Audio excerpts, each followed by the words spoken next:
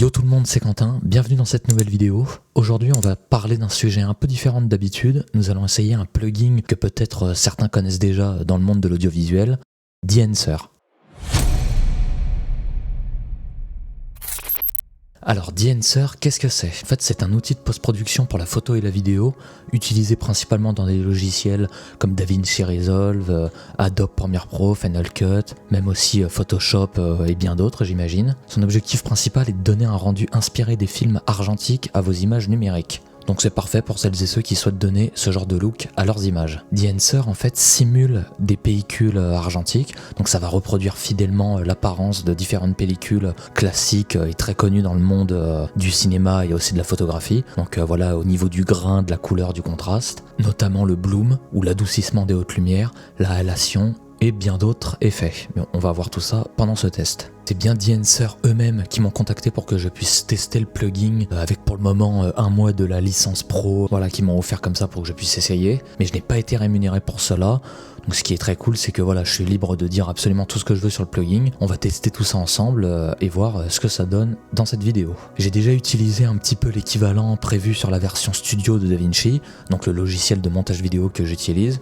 Alors c'est pas vraiment un équivalent, mais bref, on va pas revenir là-dessus. Le équivalent, mais qui ne l'est pas vraiment, Filmlook Creator, donc disponible sur les dernières versions du logiciel DaVinci Resolve. Donc j'aime bien, c'est cool, mais pas mal de créateurs et bien plus experts que moi s'accordent à dire que Enhancer, à l'heure où je fais cette vidéo, est plus complet et un petit peu mieux réalisé, on va dire, que le Filmlook Creator. Autre chose aussi, même sans le Filmlook Creator de DaVinci et le plugin Enhancer, vous avez déjà pas mal d'effets disponibles sur les logiciels de montage vidéo. Du coup, vous auriez peut-être envie de me dire pourquoi le plugin alors? Déjà, tout est centralisé au même endroit. C'est très pratique, parce que voilà, les effets présents dedans sont tout de même très bien réalisés par des passionnés et des scientifiques qui connaissent la science de la pellicule pour justement offrir de bons résultats à ces effets. La logique de Enhancer, c'est de reproduire tout le procédé des anciennes pellicules de l'époque. C'est une approche qui est nostalgique donc, et qui s'inspire d'une esthétique héritée de l'argentique. On fait maintenant tout principalement avec du numérique, que ce soit en photo, en vidéo, mais les effets des anciennes pellicules sont tellement appréciés que ce type de plugin prend tout son sens. Pour les vidéastes et photographes qui cherchent un look d'antan, c'est assez facile à prendre en main. C'est ça surtout qui est intéressant avec Enhancer. Vous n'avez pas besoin d'être expert en la matière pour créer facilement un look. Alors, il y a tout de même quelques points importants à considérer, mais nous allons y revenir pendant cette vidéo. Autre chose, juste avant de commencer, oui je sais, l'intro est un petit peu longue, mais juste un petit mot sur l'application iOS. Vous avez également une application Enhancer disponible donc sur iOS, donc elle fonctionnera sur iPhone et iPad, de la même manière que le plugin sur ordinateur, avec plus de 60 profils de films et pré-réglages, voilà, qui donne un petit peu ce look vintage et tout à vos images. Vous pourrez profiter des fonctionnalités telles que le film grain, la halation, le bloom que j'ai déjà évoqué tout à l'heure. Donc tout ça pour bien sûr donner un aspect cinématographique d'antan à n'importe laquelle de vos images, donc photos et vidéos. N'hésitez pas si ça vous intéresse à la télécharger et à l'essayer. De ce que j'ai vu donc et de ce que j'ai pu essayer, on va dire que l'application a l'air très cool. Voilà, ça se rapproche beaucoup du plugin qu'on peut retrouver sur un Photoshop ou un DaVinci, etc. Voilà, n'hésitez pas à la tester si ça vous intéresse. Nous aujourd'hui, on va plus parler de la version bureau sur DaVinci. On passe au test. Pour ça, j'ai déjà sélectionné un clip. Donc, on commence déjà par faire un color management sur le logiciel. Pour vous parler plus en français, on convertit le log de cette image pour retrouver une image un petit peu plus, un rendu un petit peu plus normal, donc en Rec 709. Tout se passe dans la partie étalonnage ici sur le logiciel DaVinci. Donc là, c'est filmé avec un DJI Mavic 3 en D-Log donc. J'ai utilisé mon arbre à nœuds, on peut retrouver juste ici, avec une première conversion en DaVinci Wet Gamut et un second nœud pour du Rec 709. Vous avez l'espace de couleur dans lequel ça a été filmé, la conversion en DaVinci, juste ici, du coup, l'espace de couleur de tout ce qu'il y a juste avant, donc en DaVinci Wet Gamut, et la conversion en Rec 709. Donc en général, le plugin va se placer avant cette conversion, donc juste ici. On peut voir d'ailleurs que j'avais appelé mon nœud Filmlook Creator, parce que c'est à cet endroit-là normalement que je mets mon Filmlook Creator. Mais quand je me rends dans mes effets, vous voyez, c'est le plugin que j'ai installé. Donc le Enhancer Pro, la version 7.2.1. Donc je vais le renommer d'ailleurs en Enhancer pour pouvoir mieux m'y retrouver. Passons maintenant au plugin. Donc je vais cliquer dessus, je vais cliquer ici pour le réactiver. Ensuite je me rends dans la partie effet. Donc là on peut voir que l'image a déjà un petit peu changé par rapport à ma correction d'avant avec mes différents nœuds, mes correctifs et ma lutte. C'est normal parce qu'il y a le profil d'un film qui a été choisi juste ici, bon, on va y revenir juste après. Mon image a été tournée en log et que j'ai converti mon premier signal juste ici en DaVinci Wide Gamut. Cette source là va être en DaVinci WG Intermediate, donc pour Wide Gamut Intermediate. Si jamais votre image n'est pas convertie de la même manière ou que c'est tout simplement du Rec 709, vous pouvez le sélectionner juste ici. Donc en tout premier, on a ces petits réglages juste ici. Alors on va pas vraiment s'en occuper puisque c'est des réglages voilà, qui ont un effet moins réaliste que les roues présentes ici dans DaVinci. Donc si vous avez besoin de corriger l'image, utilisez d'abord les outils DaVinci et comme moi, placez les nœuds avant celui de The-Answer. Donc par exemple ici j'ai mis le réglage pour la balance des blancs, l'exposition, le contraste, la saturation, etc. Ensuite on commence à choisir une simulation d'un négatif. Donc il faut le dire, il y en a quand même un paquet. Donc voilà, c'est principalement des négatifs issus du monde de la photographie traditionnelle, mais je crois qu'il y en a environ 6 qui sont issus du monde du cinéma. Donc voilà, il y en a vraiment pas mal, vous avez un paquet de looks. Alors moi j'avais déjà présélectionné la Kodak Portra 160 VC, tout simplement voilà parce que j'aime beaucoup le rendu. Alors je peux vous faire un avant-après, juste comme ça. Donc là c'est avant, après, avant, après. Alors pour le curseur juste en dessous, ça se réfère au développement du négatif. Donc s'il est sous-exposé, on surdéveloppe et inversement, s'il est surexposé, on va le sous-développer. Alors si je ne dis pas de bêtises, pour surdévelopper c'est à gauche et si c'est pour sous-développer, à droite. Donc voilà, moi je vais rester sur le Portra 160 VC de Kodak. On passe ensuite au film développeur. Donc le film développeur, ça va agir sur le contraste de l'image principalement. Donc comme je vous ai dit juste avant, tout est condensé dans un seul et même plugin. Vous pouvez très bien vous servir de ces outils ici. Moi je ne vais pas y toucher puisque j'ai déjà créé tous les nœuds nécessaires juste avant. Comme je vous ai dit, voilà, j'ai déjà ma balance des blancs, mon exposition, mon contraste. Vous avez pas mal d'outils disponibles, on va dire, pour déjà corriger votre image, en fait, directement depuis le plugin, quoi. Les effets sont assez puissants, faut y aller assez mollo, donc là tout simplement je baisse le contraste. On voit juste ici que ça écrase mon signal sur l'oscilloscope. Voilà, là je peux rebooster, enfin voilà, tout ça c'est possible.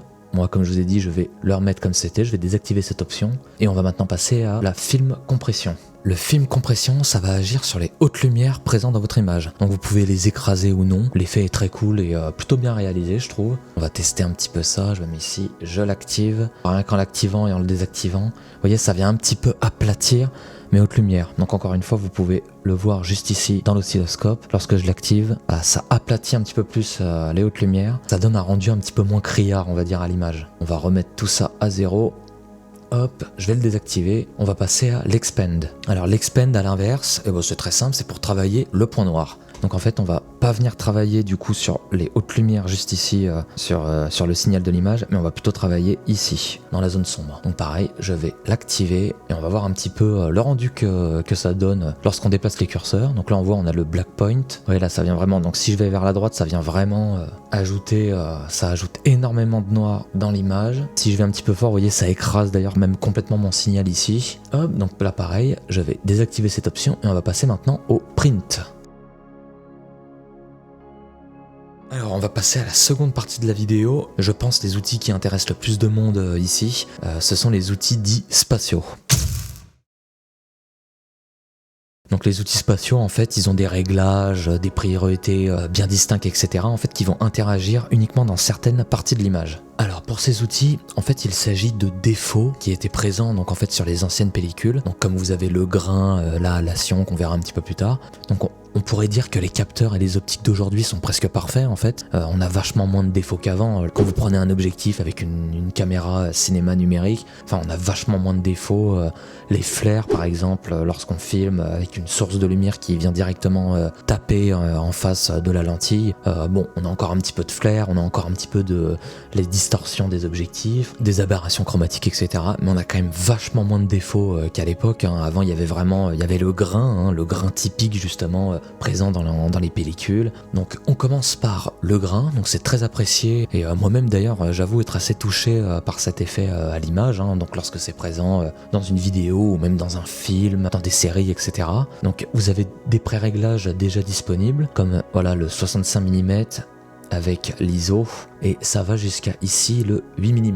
Donc en fait ces pré-réglages, qu'est-ce que c'est? Si par exemple je choisis le 65 mm à ISO 50, donc je vais l'activer, on va zoomer un petit peu dans l'image et on va regarder un petit peu ce que ça donne. Bon là le gros problème c'est que avec la compression, parce que cette vidéo sera partagée voilà, normalement sur ma page, sur ma chaîne YouTube, donc le problème c'est qu'avec la compression et tout, vous allez avoir pas mal de difficultés à apercevoir le grain. Bon, pour que ce soit peut-être un petit peu plus flagrant pour vous, notamment avec la compression YouTube, si jamais ça permet que vous puissiez bien voir, on va choisir le 8 mm ISO 50, donc là pareil, je fais lecture. Voilà, vous allez peut-être voir quelque chose, là je vois il y a énormément de grains dans l'image quoi. Donc ça c'était pour les pré-réglages, mais après vous avez bien évidemment une partie custom juste ici. Et puis alors là vous avez vraiment tout un tas de réglages ici. Voilà, vous avez la taille du grain, la résolution, vous avez l'apparition du grain justement présent dans les ombres, les temps moyens, les hautes lumières. Ça chroma, si je dis pas de bêtises, c'est pour la couleur. Donc vous pouvez vraiment régler finement l'apparition du grain dans l'image, toujours en choisissant voilà sa taille si vous en souhaitez beaucoup ou pas. Comme je vous dis encore une fois, hein, je ne sais pas si vous verrez grand chose à l'image avec la compression. Donc après voilà, tout se règle, hein, bien évidemment, je vous laisserai faire vos tests. Moi c'est vrai que j'aime beaucoup déjà les pré-réglages, hein. Par exemple si vous voulez un rendu justement des anciens 35 mm, et ben, par exemple vous choisissez le pré-réglage 35 mm à ISO 50, on a déjà un petit grain présent, c'est vraiment super sympa quoi. Alors la halation c'est également un défaut optique hein, qui pour faire très simple va ajouter au contour des parties contrastées et claires un halo rouge orangé. Alors je vais activer le paramètre, donc là déjà ça ajoute déjà un petit voile un peu rougeâtre à l'image. Et puis ce qui est très cool c'est que vous avez pas mal de pré-réglages également comme le grain. Si je vous fais un avant, après, après, là avec ce pré-réglage on voit que là c'est super fort. Donc ce qui est bien c'est que vous pouvez régler l'intensité même avec un pré-réglage. Donc la halation c'est tout simplement un effet provoqué par une image sur une photographie ou sur un écran, donc qui s'étend au-delà de ses bords habituels en raison de la façon dont la lumière se reflète sur l'objet. Et donc ce défaut là justement, donc voilà, c'était pas mal présent, c'est pas mal tiré des anciennes pellicules, donc un petit peu comme tous les effets. Et voilà, lorsque c'est bien réglé finement, j'aime beaucoup aussi utiliser cet effet. Donc on passe à l'outil juste en dessous, le bloom. Donc ça c'est la diffusion de la lumière dans l'image. L'effet est modifiable avec ce genre de plugin donc, mais vous pourrez déjà avoir ce genre d'effet directement à la prise de vue grâce à des filtres. Donc des filtres qu'on va appeler mist, black mist, gold mist, etc.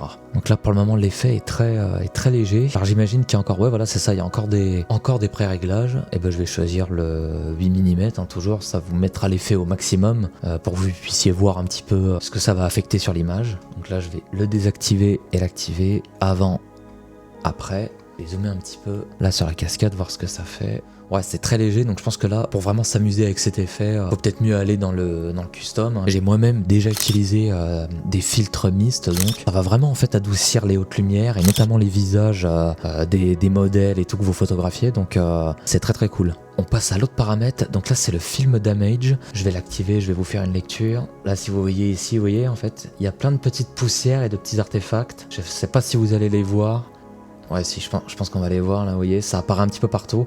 Alors ça encore une fois, hein, c'est vraiment caractéristique des vieux films de l'époque. Mais voilà, c'est très cool, hein, si vous êtes fan de ce genre d'effets. Le truc qui va être intéressant, surtout avec The Enhancer, ça va être de combiner plusieurs effets pour avoir voilà, un rendu vraiment classique de l'époque. Tout dépend bien évidemment de ce que vous voulez faire et tout, mais voilà, si vous combinez un petit peu, on n'est pas obligé de tout mettre et de mettre tous les curseurs à fond, mais vous allez mettre un petit peu par exemple de halation, de bloom, de grain, du film damage si vous voulez, ou alors carrément passer l'image en noir et blanc, et là voilà, ça vous donnera vraiment un rendu intéressant, bon, encore une fois selon ce que vous souhaitez faire. Donc le film breaths, c'est pour rappeler les effets d'obturateur et de développement de pellicule de l'époque. Donc on a l'impression voilà, qu'il y a quelques vibrations à l'image. Donc pareil, je sélectionne mon pré-réglage max, je vais l'activer. C'est assez flagrant à l'image, bon là c'est vraiment poussé au maximum.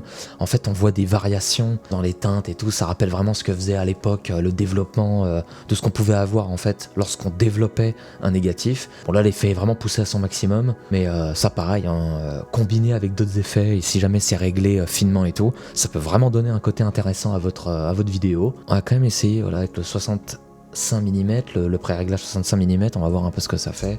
Ah, là c'est vraiment bien plus léger, là je sais pas si vous allez le voir à l'écran, je vois effectivement des légères variations de teinte à l'image, mais c'est quand même très léger, hein. Donc ça aussi, voilà, selon le type de plan, bon, là je trouve pas que ça fonctionne très bien en fait avec cette image, mais voilà. Je trouve ça très cool qu'ils aient mis cet effet. Donc l'effet suivant, on a le Gate Weave. Alors le Gate Weave, qu'est-ce que c'est? C'est un genre de balancement mécanique du film. Le preset, vous commencez à connaître, on met à fond, on va faire une lecture.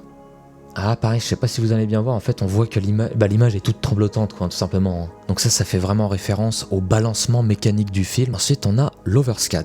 Alors l'overscan, qu'est-ce que c'est? Donc c'est pour ajouter un effet de film. Si je dis pas de bêtises, c'est quand on lisait les films de l'époque. Comme d'habitude, pas mal de presets qui sont bien connus. Bon moi j'aime beaucoup celui-là. Le rendu de la Super 35 est assez cool. Et voilà, bon on va passer au dernier paramètre. C'est tout simplement voilà la vignette. Hein. Là je pense que énormément de personnes ont reconnu cet effet. La vignette qu'on utilise pas mal en photographie numérique. Hein. D'ailleurs on vient l'ajouter en post-production. Donc on va tout simplement en fait dans la plupart du temps assombrir les bords d'une image. Donc là pareil, je vais jouer un petit peu avec ça pour que vous puissiez vous en rendre compte. Vous voyez, si je pousse ça à fond, ça vient vraiment assombrir les bords de l'image. Et là comme d'hab, hein, tout ça c'est parfaitement paramétrable. Par exemple, si vous mettez la size, donc la taille à 100, vous voyez, ça fait forcément bien plus réaliste. Et j'imagine que si je la mets à 0, ah non, ouais, ça fait pas le gros halo comme par exemple sur Lightroom. C'est toujours très cool hein, voilà, de mettre un petit peu de vignettage. Ça peut servir encore une fois dans pas mal de situations. Voilà, bon, je pense qu'on a fait le tour.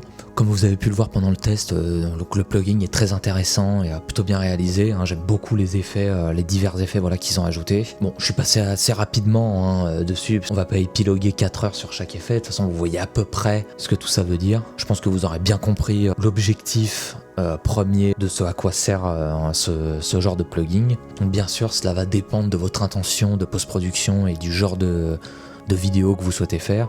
Voilà, on n'est pas obligé d'utiliser tous les effets, mais ça a le mérite d'être très complet. Donc si vous aimez ce genre de rendu, voilà, je peux que vous recommander The-Enhancer. Mais maintenant, mon avis donc. Est-ce que je vous recommande The-Enhancer? Bon, forcément oui, hein, parce que en fait, pas pour tout le monde bien sûr, comme je l'ai dit plusieurs fois dans la vidéo, ça va vraiment dépendre de vos goûts, est-ce que vous aimez ce genre de rendu. Je trouve ça quand même très accessible, vous voyez, avec un seul plugin qu'on place par exemple, bon là avec mon exemple c'est fait sur DaVinci, mais on le place dans un nœud juste ici, on a tous les paramètres, on peut créer un look un petit peu sympa et tout, selon les vidéos, si vous faites du reportage, de la fiction, tout ça, oui bien sûr je vous le recommanderais si jamais vous aimez ce genre de look de l'époque, donc pour travailler son image et tout c'est très intéressant. Maintenant on va passer aux défauts principal de The-Enhancer. On va dire que j'ai trouvé un seul vrai défaut notable. Hein. En fait, c'est tout simplement les prix. Alors, ce qui est très cool, par contre, c'est que vous pouvez acheter séparément en fait les différents effets. Il y a certains effets en fait. Vous voyez juste ici le bloom, on a la halation, le film grain, tout ça. Vous pouvez acheter séparément en fait les effets. Maintenant, pour avoir tous ces effets, donc comme la version que je viens d'essayer avec tous les profils, tout ça, vous avez la version pro et donc la licence à vie, c'est-à-dire avec un seul paiement et après vous serez libre d'utiliser The-Enhancer à vie. Si vous changez de logiciel, ça je ne sais pas vraiment comment ça fonctionne, que vous prenez par exemple le plugin DaVinci, qu'ensuite vous partez sur Final Cut, ça je sais pas comment ça se passe, mais je sais que si vous changez d'ordinateur ou peu importe, vous faites un paiement, donc là de 449$ et vous avez la licence à vie. Vous pouvez également prendre une licence sur 1 an, 6 mois, 3 mois. Voilà, je trouve quand même que c'est... après voilà, je sais pas ce que d'autres en diraient par rapport à la qualité du plugin, mais moi je trouve ça quand même relativement cher. Voilà, c'est le seul truc en fait qui me freinerait à acheter ce plugin quoi. Donc, quand je regarde la qualité des effets, du potentiel, même de ce que j'ai vu sur internet, hein, sur d'autres vidéos de créateurs, de ce qu'on peut faire avec, je trouve ça quand même très intéressant. Je vous le recommande si vous en avez besoin, on va dire. Si jamais vous décidez de sauter le pas, n'hésitez pas à utiliser mon code de réduction. Donc vous avez 10% qui est utilisable dans toute la boutique. Donc c'est avec le code Quentin. Je vous l'affiche à l'écran. Cette vidéo est maintenant terminée, donc j'espère qu'elle vous aura plu. N'hésitez pas à me dire dans l'espace commentaire ce que vous en avez pensé, et si vous aimez ce genre de contenu, voilà, où je teste un petit peu des plugins ou des produits, voilà, ça aurait peut-être amené à en refaire. Voilà, n'oubliez pas de vous abonner, de lâcher un like et un commentaire, ça fait toujours plaisir. Et puis nous on se retrouve dans une prochaine vidéo, donc salut!